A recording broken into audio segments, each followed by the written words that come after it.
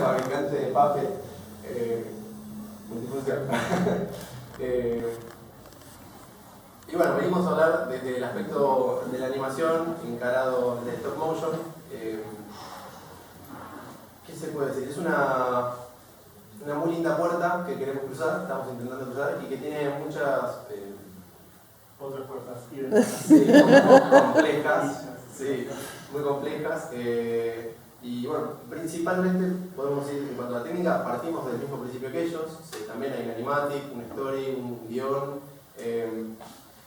Y está dentro del stop motion, se puede decir que se caracteriza porque en la preproducción es un trabajo quizá mucho más grande que te ayuda después a que la producción o el rodaje sea mucho más ágil. O sea, donde... No sé si... Sí, más complejo porque lleva dos partes. O sea, nosotros llegamos hasta donde llegan las ilustraciones, la búsqueda de texturas, el art design, y todo eso después hay que repensarlo y traducirlo para que sea real, tangible, y esté visto en una maqueta, y de esa maqueta se pueda adaptar para que la cámara pueda acercarse y filmarlo, y dar toda esa sensación de que lo que estás viendo existe, tangible, esa cosa... Como que dentro de la... Perdón. Sí, como que dentro de la preproducción hay varias etapas de pensar lo que vas a hacer, investigar sobre eso y realizarlo. O sea, tenés una idea, querés contar cierta cosa, bueno, lo voy a escribir. Bueno, ¿quién va a hacer esto? Diseñás un personaje. ¿Cómo va a ser ese personaje? Empezás a trabajar con quien te pueda ayudar con texturas, colores, formas. Lo dibujás. Bueno, vamos a realizarlo. Te encontrás con miles de problemas. ¿Cómo no debemos hacer una esfera que ruede? Hacer un personaje humanoide donde entras a investigar anatomía o estructuras mecánicas súper complejas que dependen de la duración del corto. Porque hay un montón de desgloses dentro de esa investigación que llevan a que la preproducción sea mucho más extensa. Entonces es como que hay que reproducir más y bien antes de empezar a realizar. Por ahí en la mitad de su realización se te parte un muñeco al medio y tiene que tener dos. ¿Qué técnica, verdad, laburamos? Esto también válido decir, nosotros acá estamos hablando de muñecos y casi siempre cuando dice stop motion lo que más conocen es los muñecos, ¿no? Lo que más se vio. Tiene, claro, stop motion, el principio de stop motion es mover, dar vida, frame a frame, a un objeto inanimado. Si es un muñeco o es un objeto o es un cacho de plastilina y le vas dando por morfosis otra transición o transformación, también es stop motion. Claro, ese es el mismo principio aplicado a la manera expresiva que lo guste. No, para saber si te hacía el de vivo o me decía o pasando. No, pero ahora pasar, también. no, bueno, eso, que en cada muchos sectores, no solo el hecho de hacer muñecos y maquetas, hay soluciones o técnicas o desarrollos visuales donde se usa el propio escenario real y actúan personas, una técnica llamada pixelation, donde es uno el que simula ser ese objeto inanimado animado. Está vivo, pero bueno, en la foto se interpreta fotograma a fotograma que es uno lo que se está animando. Es que en realidad pixelation se diferencia de stop motion para decir que es animación con personas. Claro, exactamente. Se clasifica específicamente por eso. Como un muñeco, pero claro. todo es stop motion. Exactamente. Tenemos los dos. Bueno, y hablando específicamente de muñecos, que creo yo es el proceso más difícil de desarrollar, el que apunta a una visual con mucho más trabajo que de preproducción, llegan estas búsquedas donde uno dice, quiero hacer un personaje humanoide. Y tenés un proceso primero de investigación, después la búsqueda de los materiales para hacerlo, que es otro punto muy complicado a debatir, sobre todo en Argentina. Ese es stop motion, perdón, porque lo vi. El objetivo de esto Sí, es sí. stop motion. No, lo conocía el personaje, por eso te pregunto. Ahora te vamos a contar bien. Y... ¿qué estaba diciendo? Bueno, pues llegás a la Los parte materiales. de materiales. Después tenés la estructura, que después puedes ampliar un poco más. Sí. Y recién después tenés la ventaja de que lo vas a filmar. Entonces, Claro. No sé muy bien por dónde encarar el tema, pero por ejemplo, el proyecto específico. Los chicos vienen trabajando desde la ilustración y el diseño de personajes con una historia y llegan un día a mí preguntándome si les puedo resolver algunas cuestiones realizativas. Y bueno, ya vienen hace cuánto tiempo. Ya va un año. Un año. Y dentro de la investigación de estos materiales se han encontrado, los chicos han encontrado muchas cosas, más allá de lo que podíamos aportar nosotros del taller, la realización de una estructura humanoide que acompañe este personaje. Digamos, había que acompañar este diseño de alguna manera. Entonces, Partimos, mira, ahí tenemos para mostrar. Así tenemos los pasos ahí, ¿ves? Ahí está, esto nos ayuda. había que pasar. Claro, entonces llegamos, bueno, vamos por la búsqueda, ahí tenemos a nuestro artista, diseñador, Hola. director de arte, ahí está. Él es el encargado de hacer esta búsqueda artística y diseño de personajes. Como te explicaron ellos también, pasamos por lo mismo, búsqueda de gestos, el tono raro del personaje, dale, vení, presente un lugar. Que en realidad la búsqueda inicial es similar a la que hicieron los chicos, o sea, pasamos por las mismas etapas, se genera un concept, se piensan ideas, se hace un guión, se empiezan a hacer bocetos, se buscan las formas, esto de las siluetas, de que el personaje sea llamativo, de que tenga su onda, después de generar una familia se va a ver más personajes, toda esa búsqueda es la misma. Pero lo que decía Igor, que esto se suma a pensar en materiales. Entonces, simultáneamente tenés que empezar a ver, bueno, esto va a tener una textura, va a tener ropa, tenés que hablar con gente que se dedique al tema de vestimenta y de cómo trabajar las telas para animarlas, para moverlas, cómo se van a ver esas texturas en la cámara. Y después los pelos, por ejemplo, ese es un mundo. Estamos trabajando con gente del teatro argentino que se encarga de hacer las pelucas de las escenas de las obras del teatro y esa gente se copó y empezó a trabajar en miniatura, en algo que jamás habían hecho y de ver cómo traspolar eso que ellos hacen para una peluca normal a un personaje de animación. Además que tiene que tener una estructura para poder animar el pelo, o sea, no es solo pelo suelto, sino que tiene adentro una estructura unida, pero al mismo tiempo flexible, todo para poder animarlo y sea funcional dentro del proceso de producción. Entonces, hay un trabajo, o sea, una vez que llegamos al concepto que nos gustó, empezamos a hacer toda esa investigación. O voy y le digo, espera, Nacho, esto está buenísimo, pero fíjate que... Tal cual, pero es que más fue así, yo estaba haciendo, por ejemplo, el diseño del vikingo que tienen ahí, y me dice, che, mira, hay una cosa, yo la conocía, pero no tanto, sobre steampunk, por ejemplo, no sé si conocen el estilo. Sí. Y nos empezamos a investigar de eso y nos metimos, empezamos a mover y toda la maquinaria, cómo transforman objetos comunes como un reloj en una cosa super vintage, con maderas, con colores más cálidos, con cosas alucinantes. Entonces, bueno, el personaje después se fue para ese lado. Y bueno, lo vamos encontrando la funcionalidad para animar, eso también. O sea, en el mismo debate del diseño, las modificaciones se van haciendo pensadas en que el proceso de animación va a ser con un muñeco. O sea, tenemos esa complejidad. Claro, también, no sé, por ahí comparado con el nuestro lo veo como que tenés que limitarte un toque porque tampoco podés diseñar cualquier cosa, porque Claro, después para llevarlo a lo vivo... Si ves, por ejemplo, el detalle de que ningún personaje nuestro tiene ojos. Claro. Claro, Entonces, por ejemplo. eso es porque también tenemos que pensar en las limitaciones, supongo como todos nos pasa en esta etapa del presupuesto, de cuánto puede llegar a salir y hacer ojos y animar ojos en complejo, Claro, es tiene complejo, pelo. bueno, en 3D también. Pensamos Está muy bien. ahora porque de entrada parece, capaz no entienden bien. El hecho de por qué no hay ojos, se lo van a enterar un poco después, cuando lleguemos al proceso de a qué objetivo apuntamos para ahorrar y animar rostros. Porque ojos sí se puede animar, hay muchos ojos animados. Pero lo que nosotros apuntábamos nos decía que capaz, si todos los personajes se caracterizaban por no tener ojos, podía llegar a tener hasta un significado importante en nuestra historia y de repente se podía volver toda una ventaja para animar, porque íbamos a partir para una técnica quizá desconocida para nosotros, o sea, un modelo a seguir. Ahora vamos, cuando lleguemos al punto, te contamos más específico. Ahora de este lado, ¿cómo seguimos? Bueno, ¿Con Pixel?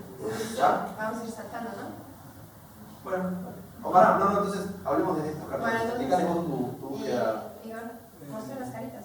Eso, también. Hablales de todo este. Partiendo de esta búsqueda de materiales y sabemos que ya hay gente que ha hecho animación stop motion mejor que nosotros. Y entonces, ¿por qué no acudir Claro. a esos saberes? Uno de las productoras que está haciendo animación más grandes del mundo es Laika. Y las últimas películas que hizo trabajó con artes intercambiables. Digamos que industrializó un poco más la industria del stop motion y la llevó a un punto en donde no tengan tanta interacción con el material artesanal, digamos, sino que ya la pieza ya está prefabricada. Partían la técnica de stop motion por sustitución, ya era usada antes en muchas cuestiones, sobre todo en animación con objetos. Ellos llevaron, ya se había usado, pero bueno, ellos llevaron esta técnica específicamente para ocupar lo que es el rostro o la gesticulación, y lo que hicieron fue diseñar todas caras intercambiables, todas las caras son intercambiables. Entonces, por sustitución, a la hora de animar es muchísimo más rápido. Porque no tienen que andar ni modelando, ni moviendo. Bueno, sí tienen los personajes, pero la mayoría los resuelven de esta manera. Y consiguieron industrializar la creación de estas caras. O sea, no hay falla y tienen copias extra y es un método de fabricación de caras. Es como, digamos, extender un poco el dibujo ilustrado, ¿no? Es como dibujas un gesto, bueno, esto es como sacarlo de la realidad cada gesto. Entonces tenían, o sea, hay caras para cada gesto. No hacía falta mover una boca, sino que directamente sacás un gesto y pones otro. Entonces tenían valijas llenas de diálogos, de bocas. Bueno, Ámbito coral llenas, o hablando más, de miles. Miles. Hay una cosa que Sí, no entendí. miles. Perdón, pero yo stop motion no sé nada más. Hay algo que no entendí. Ellos tienen todos los gestos y todo por separado, pero lo hacen para cada personaje que crean. Sí, Exacto. exacto. Ah, no es que vos vayas a darme esta sonrisa, no te dejan. No. Porque digo, ustedes tienen que hacer todo, si quieren esa técnica, tienen que hacer todo para su personaje. Exacto. Es como un cara de papá, Ok. pero no hace ahora. Bueno, por ejemplo, Arman, el estudio de animación, tiene unos rasgos bastante genéricos en todos los personajes y algunas bocas son similares entre ellos. Los personajes de Laika son todos diferentes y para cada personaje tiene. Para el que no ubique, Artman son los creadores de Wallace y Gromit. Ahí tenés un Si montón no de ejemplos. tienes carita reemplazable, ¿qué hace? Modelar la cara. Las otras soluciones de stop motion son modelado o articulación tipo títere. El asunto es que tanto el títere como el modelado se devela. O sea, hay muchos artistas que se valen de esto como un fuerte para su estética, pero hay muchos otros que quieren llegar a un resultado final en donde no se devele el títere. Quieren decir, no quiero los pasos acá para la boca articulable, no quiero que la morfosis de la plastilina o la masilla que estamos usando se note, quiero algo que supere eso. Entonces, eso también es una de las características del stop motion, que no tiene límite. Todos los días va, no sé si están continuos, pero siempre se ven ideas nuevas o novedosas que generan nuevas estéticas y nuevas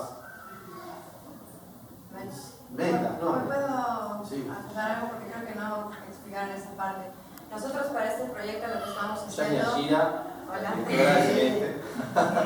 Estamos desarrollando un método de producción que acá en Argentina todavía no se ha hecho, por lo menos hasta donde sabemos. Y justamente para generar todas estas caras, lo que se hace es del concept art pasar al modelado 3D, donde se genera todo el muñeco. Se puede mostrar el muñeco no en 3D. Ese es un muñeco, un render bastante real, digamos, de lo que va a ser el muñeco de Aoni, que es este personaje. Y después de eso pasa como por unos procesos que no sé muy bien cómo son las terminologías, porque acá lo dominan ellos, para terminar las caras con impresoras 3D. Cada vez ahora te ahorra mucho. Entonces directamente es como poder imprimir y te sale la carita. Que son esas que tenemos ahí que son unas pruebas. Esa necesidad de la impresora. la parte de imprimir y te sale la carita no es tan sencilla. No, hay gente que modela la expresión. Sí, nos van pasando. Estos son unas pruebas, sobre todo por el material de rellenado que de impresoras 3D que hay acá en Argentina no son totalmente el terminado no es perfecto. Entonces aquí estuvimos haciendo algunas pruebas de pintura, de agregar algunas masillas, como para que no se vean los rasgos de la impresora 3D que va haciendo capas. Una de ¿Sale las... así directo? ¿Con Sí. color así? No, con color no, sale rojos, esos están pintados. Ah, ok. Pero sale así. Está como publicado. Esos son experimentos Sí, de prueba que hemos traído para mostrar. El resultado final espera ser totalmente mejor que eso. Y después para esto también estamos utilizando otra metodología que es súper interesante, que el producto es totalmente perfecto. Se hace con fresadoras, el molde, entonces ya después lo que vayas a poner adentro, que puede ser lo de las pieles, no sé el material cómo se llama. Sí, Látex o ¿Usa silicona, látex? silicona. y Silicona. estamos en Estamos- probablemente se use alguna silicona, Ajá. algún Plaxil. Ahora hay un sellador nuevo que se está usando en efectos especiales que se llama Plaxil Gel, pero todavía no llegó acá, así que vamos a ver. Eso El quería material, perdón, el material del molde en sí. Son MDF, puede ser. La cosa fresadora. La fresadora lo que hace también es, se hace el molde en 3D, en Rhinoceros o en no sé qué otro programa. Sí, pero el Rhinoceros creo que es Sí, directo para el que va conectado a la fresadora y directamente como que va tallando el material y termina así. ¿Eso para el cuerpo? Los moldes de cualquier cosa. El cuerpo no es reemplazable, el cuerpo es flexible. Tiene un esqueleto adentro como este. Y es de este material que comentó él, o bueno, la búsqueda que estamos haciendo, Claro, para que puedan moverse. para que se pueda hacer flexible. Me queda una duda, ¿y eso cómo encajan esas mandíbulas? Imanes. Ah, Los de neodimio. Buenos Los de neodimio. Claro. Bueno, y en el camino de ese proyecto, que al principio comenzó como algo muy pequeño y después se volvió como enorme, decidimos crear Adubicel y no hacerlo con 3D, sino como volver un poco a las raíces del stop motion. Y ahora pueden hablar. Matías, ven. Ah, cosas.